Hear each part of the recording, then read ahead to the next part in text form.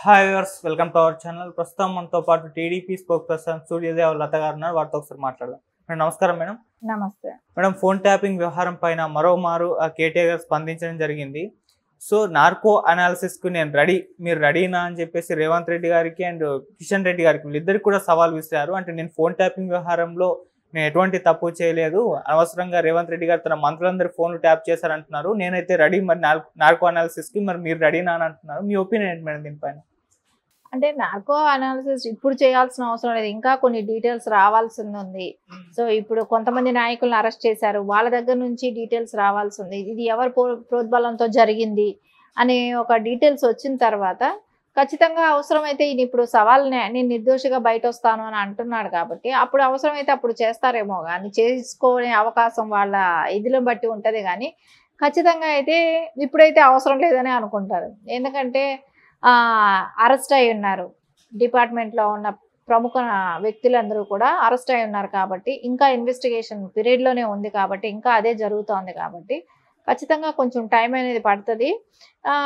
అదే అంటున్నారుగా, తప్పేముంది, మేము కొన్ని కారణాల చేత మేము ఫోన్ ట్యాపింగ్ చేసే అవకాశం ఉంటుంది, చెయ్యొచ్చు అనేటట్టు ఆయన చెప్తున్నారు కదా. కానీ అది కూడా తప్పు కదా. సో చేయటానికి ఒక రీజన్ ఉండాలి. ఓకే.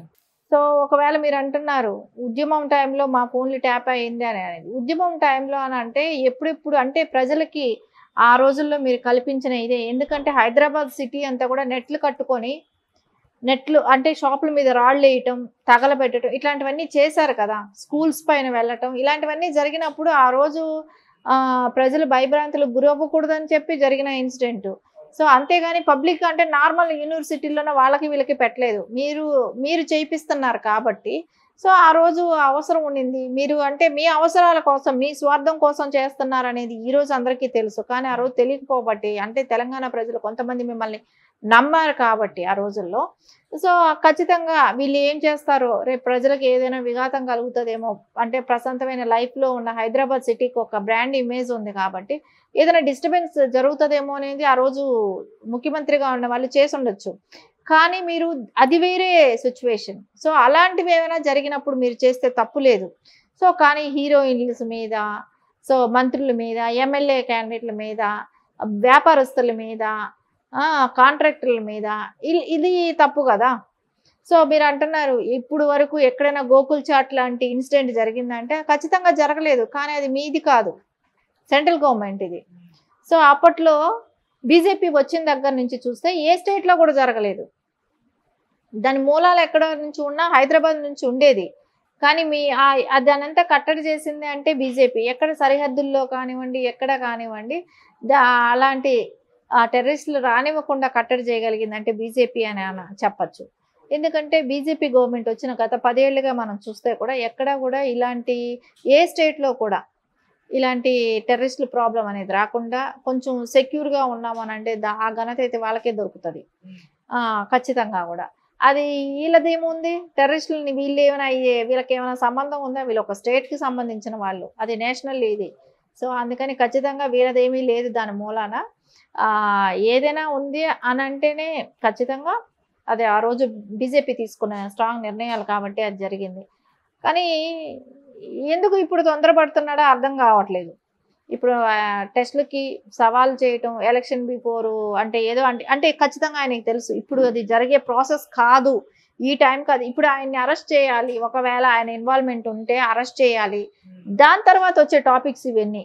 కానీ ఈయన ఎందుకు ఇప్పుడే తొందర పెడుతున్నారంటే ఒకవేళ ఎలక్షన్స్ వస్తున్నాయి కాబట్టి, సో ప్రజల్లో ఒక సింపతి క్రియేట్ చేసుకో, అంటే నేనే వెళ్తానంటే కూడా వాళ్ళు ఎవరూ చెప్పట్లేదని, అంటే ఒక ప్రొసీజర్ అనేది ఉంటుంది కదా దేనికైనా, ఆ ప్రొసీజర్ ప్రకారం నడవాలి కాబట్టి కొంచెం టైం పడుతుంది.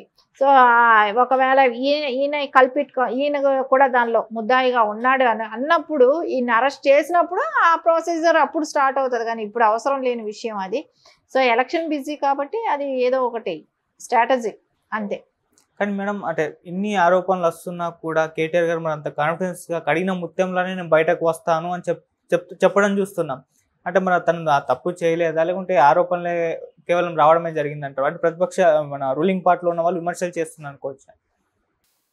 అంటే నిప్పులేందే పొగరాదన్నట్టు ఇక్కడ చాలా మంది ఫోన్లు ట్యాపింగ్ అయ్యాయి. దాని మూలాన రేవంత్ రెడ్డి గారు అరెస్ట్ అవ్వటం అనేది మనం ఎప్పుడు అంటే ఎప్పుడైతే టీఆర్ఎస్ గవర్నమెంట్ అప్పుడు ఫామ్ చేసిందో, సో అప్పటి నుంచి అప్పుడే కదా రేవంత్ గారు ఫస్ట్ ఫోన్ ట్యాపింగ్లో అరెస్ట్ అయింది రేవంత్ గారే. సో అక్కడి నుంచి ఇప్పటి వరకు కూడా అందరికీ అదే డౌట్ ఉంది. సో ప్రతి వాళ్ళ సీక్రెట్స్ తెలియటమే కానివ్వండి, ఏ ఎమ్మెల్యే కూడా అపోజిషన్లో కంటెస్ట్లో ఉన్నాడంటే ఆ ఎమ్మెల్యే కూడా ఫోన్ ట్యాపింగ్ వీళ్ళ చేతిలో ఉండటమే కానివ్వండి, అంటే వాళ్ళు నెక్స్ట్ చర్య ఏంటి, వాళ్ళు ఎలా ముందుకెళ్తారు రాజకీయ పరంగా, ఇవన్నీ కూడా వీళ్ళకి ముందే తెలుసుకోవటమే కానీ ఎక్కడికెక్కడ వాళ్ళని కట్టడి చేయటమే కానివ్వండి, వాళ్ళ మీద పోలీసు ఒత్తిళ్ళు తీసుకురావటమే కానివ్వండి, ఇవన్నీ కూడా మనకు ఆ ఫోన్ ట్యాపింగ్ మూలనే యూజ్ అవుతాయి కాబట్టి సో ఖచ్చితంగా అలాంటివే చేశారు. దాని మూలనే వీళ్ళు అధికమైన సీట్లు తెచ్చుకోవటం కూడా లాస్ట్ ఎలక్షన్లో జరిగింది. సరే ఇప్పుడు కూడా చూసుకుంటే పెద్ద మెజార్టీ కాంగ్రెస్కి రాలేదు కాబట్టి ఇవన్నీ నడవబట్టే కొంచెం, లేకుంటే ఇంకా వ్యతిరేకత ఎంత ఉందో, ప్రజా వ్యతిరేకత ఇంకెంత మాత్రం ఉందో ఎంత ఉందో అనేది కూడా మనకి ఇప్పుడు అర్థం అవుతుంది కదా. సో ఏం లేదు, ఎక్కడ నేను నిర్దోషిని, నేను ఏ తప్పు చేయలేదు అని చెప్పుకోవటానికి ప్రొజెక్ట్ చేసుకునేదే కానీ దీనిలో ఖచ్చితంగా ఆయన చేశాడా లేదా అనేది ఇప్పుడు జరిగే ఇన్వెస్టిగేషన్ ఉంది. అది కొంచెం ప్రాసెస్ అంటూ రావాలి, దానిలో ప్రాసెస్లో టైం పడుతుంది కాబట్టి అప్పుడు తెలుస్తుంది. సో అదొక్కటే కాదు కదా, టెలిఫోనే కాదు కదా, ఇంకా చాలా ఉన్నాయి కదా, ఇంక ఇవన్నీ కూడా బయట వస్తాయి కదా. ఒక్కొక్క దానికి ఇప్పుడు ప్రతిదానికి టెస్ట్ చేసుకోండి అని ఒక్కొక్క దానికి చెప్పరు కదా, ఏది ఉన్నాయి అవన్నీ బయట రానివ్వండి, దాని తర్వాత న్యాయం ఎటు ఉంటే అటు ఉంటుంది కదా. సో ముందే తొందరపడటం అనేది వేస్ట్ దీనిలో. మరోవైపు రేవంత్ రెడ్డి గారి పైన కూడా ఒక ఛాలెంజ్ విసిరారు. అంటే బీజేపీలో ఎంపీ ఎలక్షన్స్ తర్వాత బీజేపీలో రేవంత్ రెడ్డి గారు చేరుతారా లేదా అన్నదానికి కూడా ఆయన సమాధానం చెప్పాలి అని చెప్పేసి కేటీఆర్ గారు అన్నారు. మేడం, మరి మీ ఒపీనియన్ దీనిపై? ఆయన చేరతాడా లేదా అని ఈయన అడిగితే నేను చేరను, నువ్వేంటి మాట్లాడేది అని ఆయన స్టైల్లో ఏదో ఒకటి చెప్తారు. కానీ చేరేవాళ్ళు చేరనాళ్ళు ఇప్పుడు ఎవరు బయటపడరు కదా. సో ఇప్పుడు ఎలక్షన్స్ ఉన్నాయి, ఎవరైనా సరే ఈ ఎలక్షన్ హడావుల్లో ఉంటారు. సో ఏదన్నా ఉన్నా కొంచెం వెయిట్ అండ్ సీ అన్నట్టే. కాకపోతే ఎందుకు ఇప్పుడు ఒక సీఎంగా ఉన్న అభ్యర్థి వెళ్ళి వేరే పార్టీలో వెళ్ళి ఇంకా అంతకుమించిన పోస్ట్ ఏమొస్తుంది? అంతకుమించిన పోస్ట్ అయితే ఏం రాదు కదా. ఒకవేళ బీజేపీలో నేను ప్రధానిని చేసేస్తాను, మోడీని దించేసి అంటే అప్పుడు ఆలోచిస్తాడు. సో అలాంటి అవకాశాన్ని రేవంత్ రెడ్డి గారికి ఎందుకు ఇస్తారు? ఇవ్వరు కదా. సో ఆల్రెడీ ఆయన కాంగ్రెస్ పార్టీలో సీఎంగా ఉన్నాడు, ఆయనకు హోదా వచ్చింది కాంగ్రెస్ పార్టీ మూలాన, అంతా ఖచ్చితంగా దాన్ని ఎంజాయ్ చేస్తున్నాడు, దానిలోనే ఉంటాడు. ఇదంతా పోస్కోల్ మాటలు గాలి కబుర్లు లాగానే అనిపిస్తుంది. అంటే మనం ఒకసారి మనం థింక్ చేస్తే ఎవరికైనా అనిపించే రీజన్ ఇదే. బీజేపీకి వెళ్తే ఇప్పుడు ఆయనకు వచ్చే పదవి ఏంటో చెప్పండి, ఏం లేదు కదా. అంటే ఓటు నేటు కేసు ఉంది, మళ్ళీ ఆ కేసులో బీజేపీ ప్రభుత్వం అరెస్ట్ చేస్తుంది, అంటే చాలా మంది పైన ఇట్లాంటి కేసులు పెట్టి బీజేపీ అరెస్ట్ చేస్తుంది. అందుకే రేవంత్ రెడ్డి గారు భయపడి ముందే బీజేపీలోకి వెళ్ళిపోతే ఎటువంటి మచ్చ ఉండదని ఒక ఉద్దేశం అని కేటీఆర్ గారు చెప్పడం చూస్తుంది. ఓటుకి నోటు కేసు సెంట్రల్ గవర్నమెంట్కి ఏం సంబంధం? ఆ స్టేట్ గవర్నమెంట్దేగా, మీరే చేసిన పనే కదా అది.